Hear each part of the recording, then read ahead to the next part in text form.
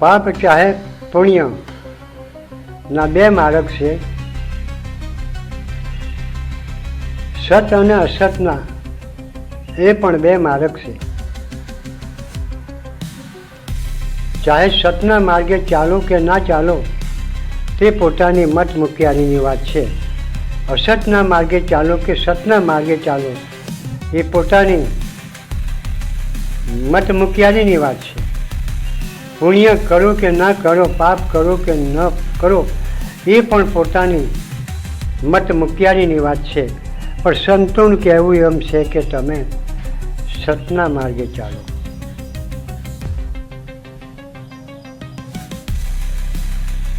પાપના માર્ગે ચાલવા માટે ના પાડે, અસત્યના માર્ગે ચાલવા માટે ના પાડે. સતના માર્ગે ચાલો, પુણ્યના માર્ગે ચાલો. અને કદાચ જો આપણી પોતાની મત મુખ્યારી પ્રમાણે જો આપણે કરીએ છીએ તો આપણી સમક્ષ હજારો આત્માઓ ખોટું કરીને કેટલું કઠોર દુઃખ ભોગવી રહ્યા છે કે જેના એના પૈસા કમાયેલા તે પૈસા ઢગલા બંધ તેના પછાડી વપરાઈ રહ્યા છે. અને એના ઘર કુટુંબીઓ તમામ તેની સેવામાં લાગી રહ્યા છે. પાપ કરનાર તો એક હોય છે પણ પાછળ કેટલા દુઃખી હોય છે. ત્યારે સંતોનું કહેવું એવું છે કે તમે પસ્તાવો આજે કરો, પાછળ પસ્તાવો કરવાથી કોઈ ફાયદો નથી. દુઃખ જ્યારે હતી તમને પડે છે ત્યારે તમે પસ્તાય છે તો એ પસ્તાવો નકામો છે. તો આપણાને એ નજરે નથી જોવાતું પણ કદાચ એકબીજા ભોગવી રહ્યા છે તેને તો આપણે જોઈએ છીએ કે નહીં જોઈએ છીએ. તો તેને જોઈને પણ આપણે આજે સતના માર્ગે ચાલવું પડે, પુણ્યના માર્ગે ચાલવું પડે, પાપના માર્ગે ના ચાલવું પડે, અસતના માર્ગે ના ચાલવું. અસતના માર્ગે પાપ થાય છે, પાપના માર્ગે પાપ થાય છે. તો પાપ જે કરીએ છીએ એ પાપ આપણાને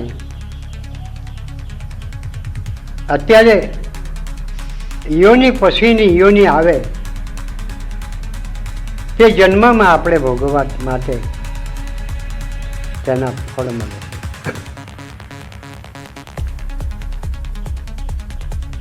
તો સંત ભક્તોનું પણ કહેવું એવું છે કે તમે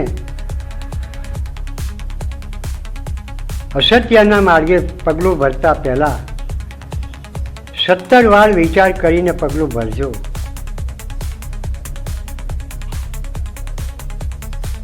પછી પગલું ભર્યા પછી પાછળ પછતાય તો તે નિષ્ફળ જાય છે. કારણ કે ખાડામાં પગ મૂકવાથી પગ ભાગી જવાનો છે. તો પગ મૂકતા પહેલા ખાડાનો વિચાર કરી લો કે ખાડામાં પગ ના મુકાય. તેમ આ જીવનમાં પાપ ના થાય. પાપ એટલે કે કોઈને મારવું, કોઈનું બગાડવું, કોઈનું વિખોરવું, કોઈનું તોડી નાખવું, કોઈનું ધન પડાવી લેવું, કોઈને ફાંસી ખવડાવી, કોઈને દગો કરવો, અન્ય મતલબ વિઘ્નોની અંદર આવા કુકર્મ આપણે કરીએ છીએ કે અવશ્ય પાછળ એના કર્મના ફળ આવે છે. તે કરનારને જ ભોગવવું પડે છે.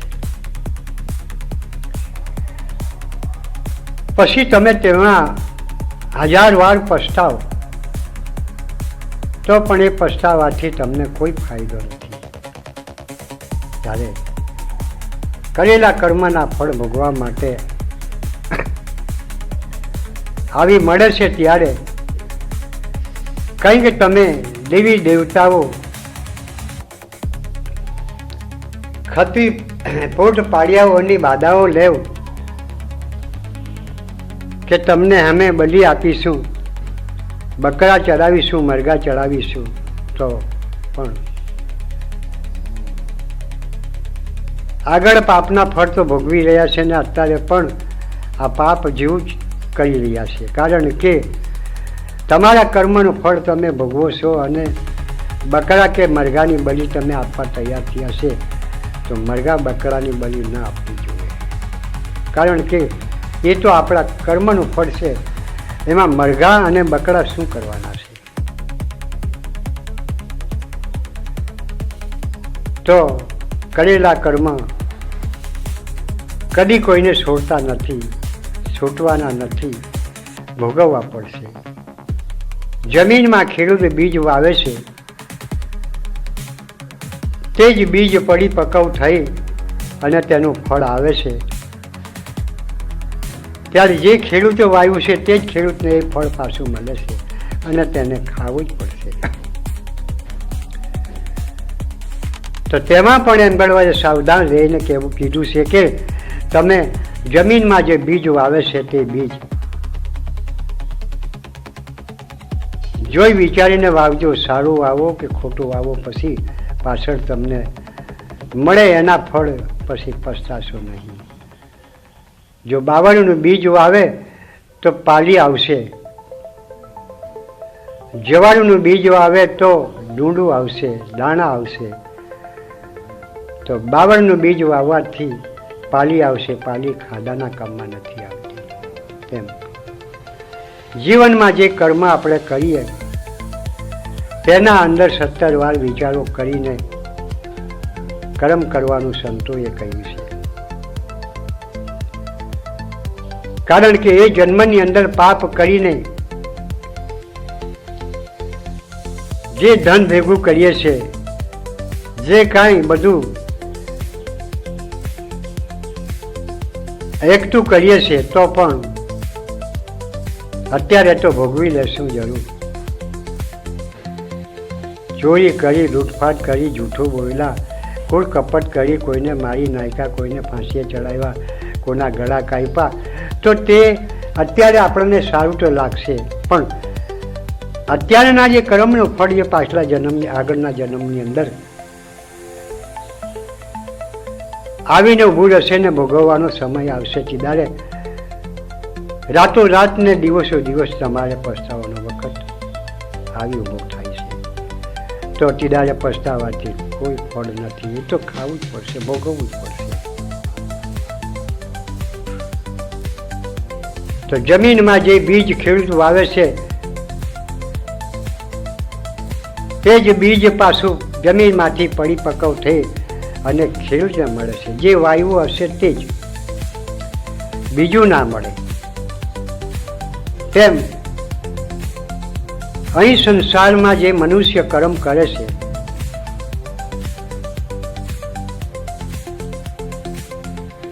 તે મનુષ્યને કર્મનું ફળ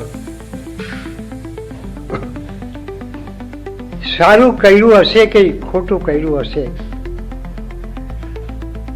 તે પરમાત્માના શરીરમાંથી પરિપક્વ થઈ અને કરનારને મળે છે.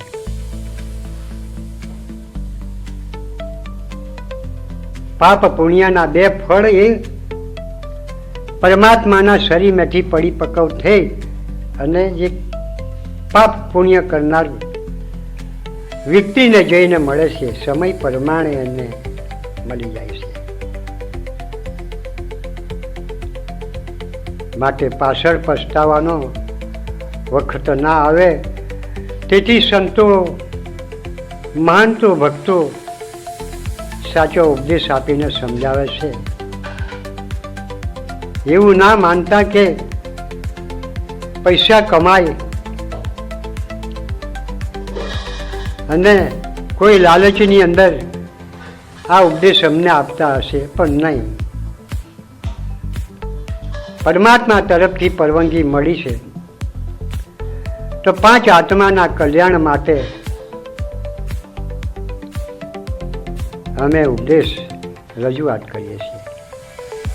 કારણ કે સુધરશો તમે, સુખી થવો તમે, તો અમને કંઈ આપવાના નથી તમે, અમે ત્યાં સુધી રહેવાના પણ નથી. એ તો તેનું ફળ તમારે જ ભોગવવાનું છે, સુખ અને દુઃખ. માટે સંત ભક્તો મહંતો જે ઋષિ મુનિઓ તમને જે ઉપદેશ આપે છે તે તો તમારા ભલા માટે આપે છે. તેમને કોઈ જાતની આશા નથી, મોહ નથી, માયા નથી, કશું નથી. માટે પર જીવનું ભલું કરજો, પોતાનું ભલું થાય. પર જીવને બચાવજો, પોતે બચી જવાય. ભૂખાને ભોજન ખવડાવજો, પોતે ખાશો. પર આત્માઓની દયા રાખજો, પોતે ભગવાન આપણી દયા રાખશે. સંસારમાં ભલા માટે મળેલો મનખો અવતાર એ ફરી સપને સુધા જોવા મળવાનો નથી. માટે અમારા જન્મની કંઈ કરેલી સત કમાણી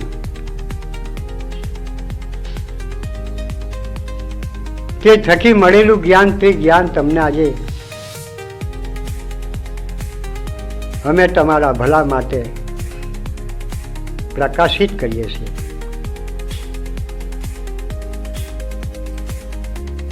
તો અમારું વિડીયો તમને જો સારું લાગ્યું હોય તો એને લાઈક કરજો, અને નવા વિડીયો જો તમારે જોવા હોય તો યુટ્યુબ ચેનલ પર વૈષ્ણવજન ભક્ત સનાગીરી તમે આગળ જે કંઈ જોવું જાણવું હોય તે તમે જાણી શકશો. અમારી ચેનલનું નામ આ રજૂઆત કરેલો છે. અમારો વિડીયો સરસ મોકાનો, સરસ જીવનને ઉધાર માટે આપેલો છે. ખરેખર ખોટું કરવાથી ખોટું થવાનું, સાચું કરવાથી સાચું થવાનું. છૂટકો આમાં કોઈનો જ નથી.